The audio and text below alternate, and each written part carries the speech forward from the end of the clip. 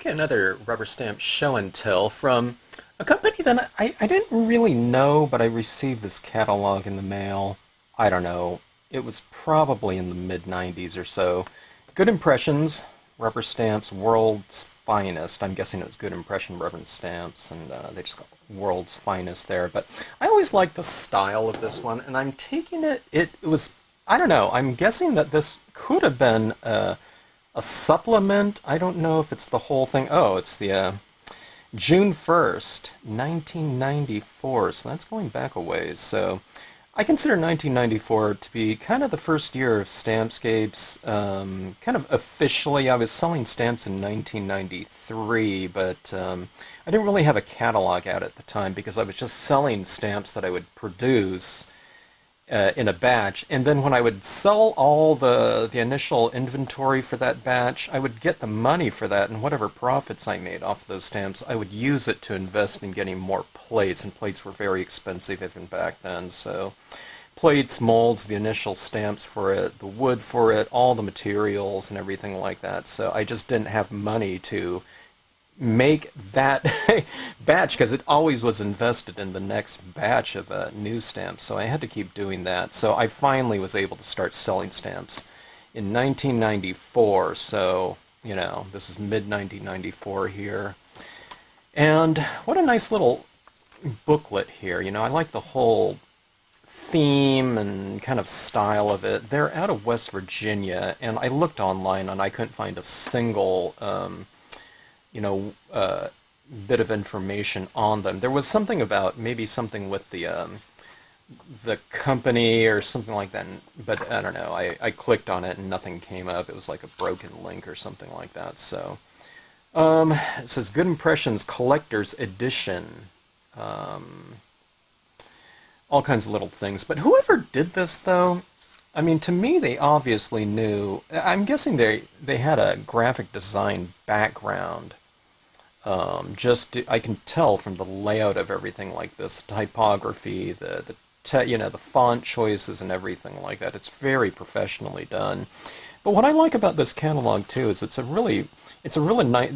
I don't know how much of this is original pieces. I'm guessing a lot of it is clip art, but I can't be sure because someone obviously knew how to how to lay down text and things like that. But I can just tell from looking at it, a lot of it is kind of your old engravings, which I really like because you just can't beat those kind of 19th century engravers, just these professional illustrators for books.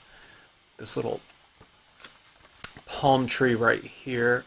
But anyways, I thought what I would do is I would go through this book and I'll show you the types of images that catch my eye and that I would like to, if they were still around, that I would like in my line, okay? That little palm run right there, it would be really great. That's the type of illustration I think I would see in, I don't know, some sort of architecture book or something like that, with these tight engravings of I don't know, maybe cathedrals or something like that. These are called, I don't know if these ones are dingbats, but flourishes or something like that, corners and whatnot, those are really cool.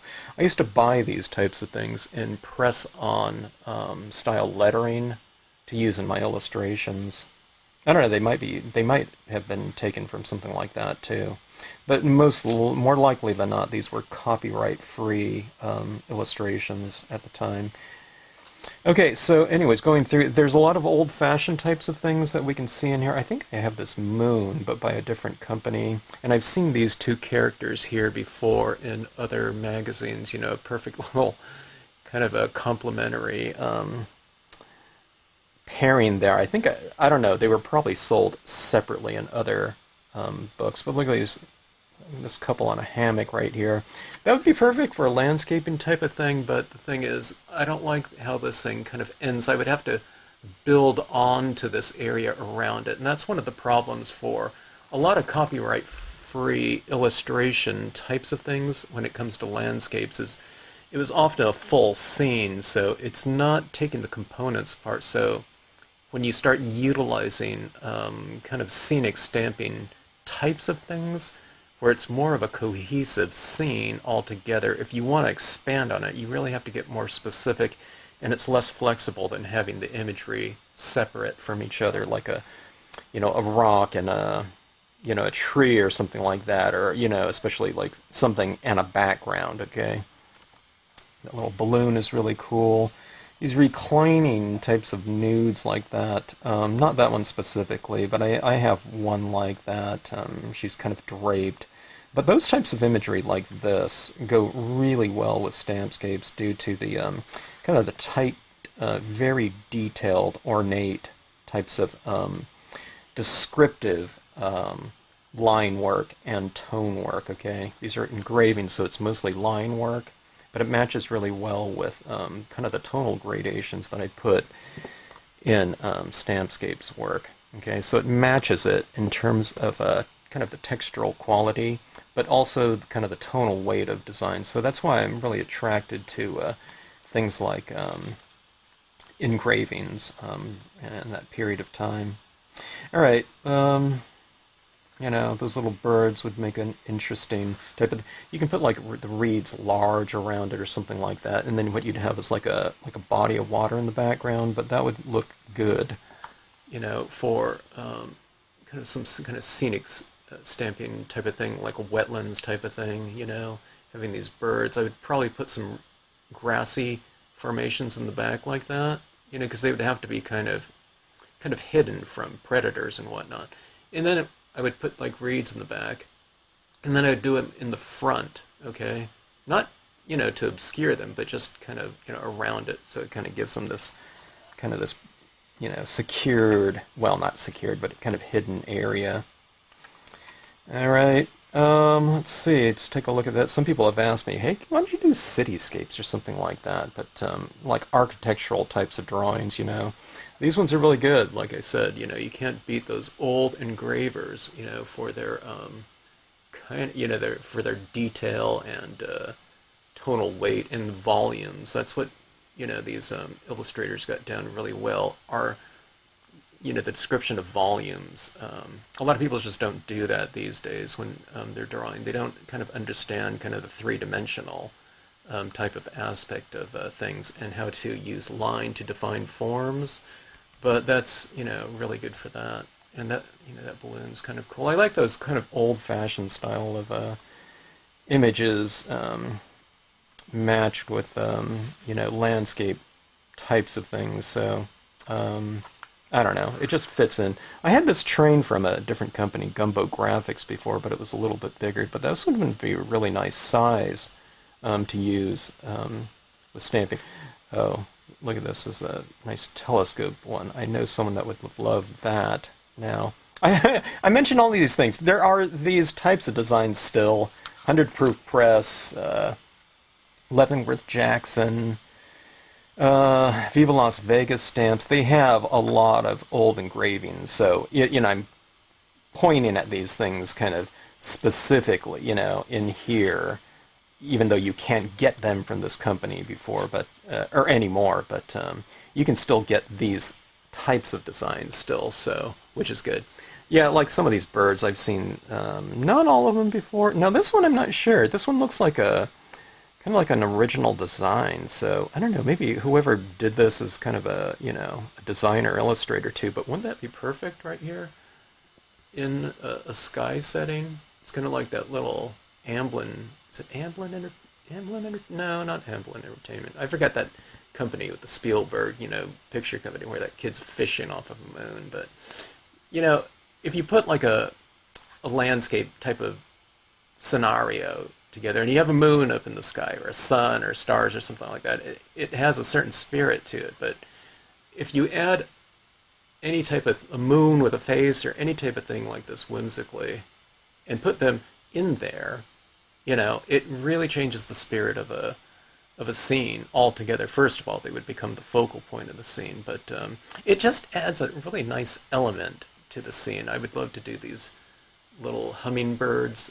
Wouldn't they be cool, kind of flying around, plants or anything like that? Certainly. or you can do spring blossoms on something. But wouldn't they be cool, kind of in the sky, if you had like a moon like that and clouds down below, and you have these two birds up there, like that, kind of aimed at each other like that. It'd make for a great kind of a like a Valentine's Day type of thing, even, you know, these pairing right here. Okay, so anyways, yeah, this company was out of West Virginia, but look at this order form right here is really fantastic. Just the way they designed it here, and that kind of that old-fashioned style. Everything about it is really cool.